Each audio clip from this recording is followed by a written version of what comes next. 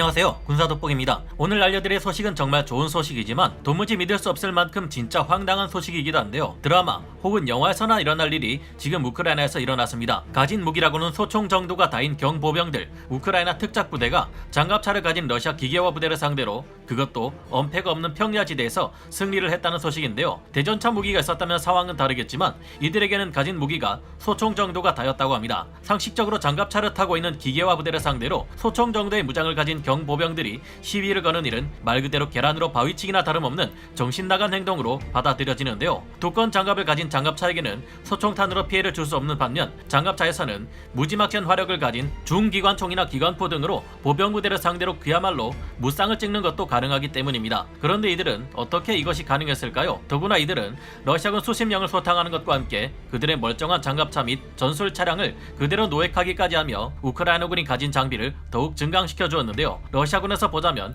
이렇게 수치스러운 일이 없는데 지금부터 자세히 알아보도록 하겠습니다. 전문가는 아니지만 해당 분야의 정보를 조사 정리했습니다. 본의 아니게 틀린 부분이 있을 수 있다는 점 양해해 주시면 감사하겠습니다. 우크라이나군 특수작전사령부는 현지 시각으로 지난 11일 우크라이나 특수작전군이 도네츠크 지역에서 러시아군 제42 차량화 소총 4단 예하의 대대 전술단을 무력화시켰다고 밝혀 모두를 놀라게 했습니다. 현재 우크라이나를 공격하고 있는 러시아의 대대 전술단은 일종의 기계화 보병 부대라 할 수 있는데요. 이런 기계화 보병 부대는 여러 장점들 덕분에 일반 보병 사단보다 3배 이상 전투력이 강한 것으로 알려져 있습니다. 전차가 한 대도 없는 경우라 해도 말이죠. 일반 보병들의 경우 진지를 파고 그 안에 짱 박혀 싸울 때가 가장 강하다 볼 수 있지만, 장갑차는 일종의 움직이는 진지나 다름없는데요. 적의 소총탄 따위야 가볍게 막아내는 장갑차는 존재만으로 엄폐물이 될 수 있고, 이것만으로 진지 안에서 싸우는 것과 다름없는 막강한 전투력을 발휘하게 해줍니다. 덕분에 한 개 기계화 보병 사단은 야전 보병 군단을 상대할 수 있을 정도로 강한데요. 요즘의 장갑차들은 최소 20mm 이상 기관포를 달고 다니기에 화력에서도 보병들을 압도할 수 있으며,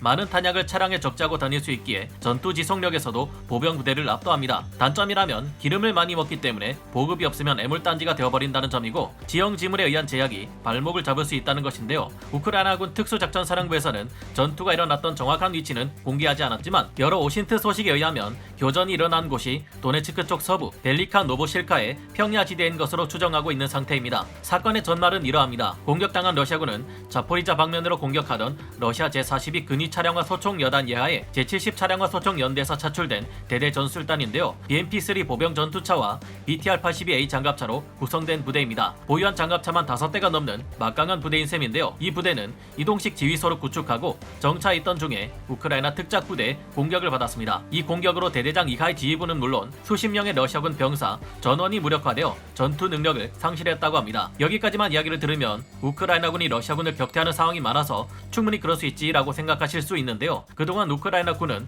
매복과 기습 공격을 통해 러시아군의 장갑차는 물론 전차까지도 무수히 파괴해버렸기 때문입니다. 하지만 그들에게는 FGM-184 제블린 대전차 미사일 혹은 판저파우스트-3, AT-4, RPG-7 같은 대전차 무기들이 있었고, 이번에 러시아 대대 전술단을 격파한 우크라이나군 특작부대에게는 대전차 화기가 전혀 없는 상황이었다는 것입니다. 정말 웬만큼 방심하지 않고서는 도저히 영화 속에서도 벌어지기 힘든 일로 보이는데요. 아니나 다를까 이번에 우크라이나군의 경보병들에게 제압당해버린 러시아군 제70 차량화 소총연대 소속의 대대 전술단은 도무지 납득할 수 없는 어이없는 태도를 보였다고 합니다. 이들은 이동식 지휘소를 구축하고 정차해 있던 중 우크라이나 특작부대 기습 공격을 받았다고 하는데요. 공개된 사진들을 잘 보면 이 러시아 대대 전술단은 평야지대에 있기는 하지만 주변 지역에 숲풀이 길게 자라있는 곳에서 휴식을 취한 흔적을 남겨놓고 있습니다. 이 긴 숲풀 사이로 마음만 먹으면 우크라이나군 보병들이 기어들어와 기습 공격을 할 수 있을 텐데요. 주변을 보면 탁 트인 평야지대도 많이 있는데, 이런 곳에서 휴식을 취한다면 주변의 경보병들로만 구성된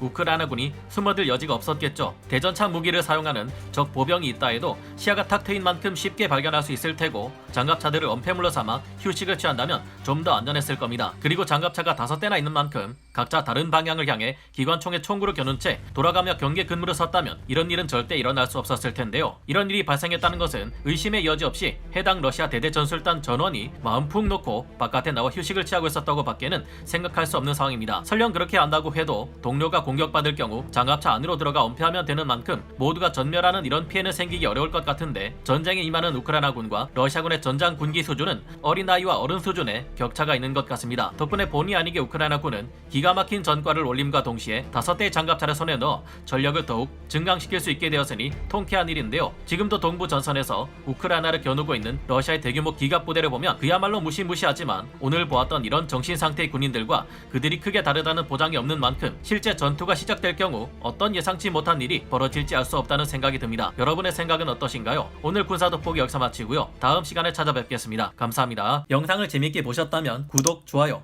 알림 설정 부탁드리겠습니다.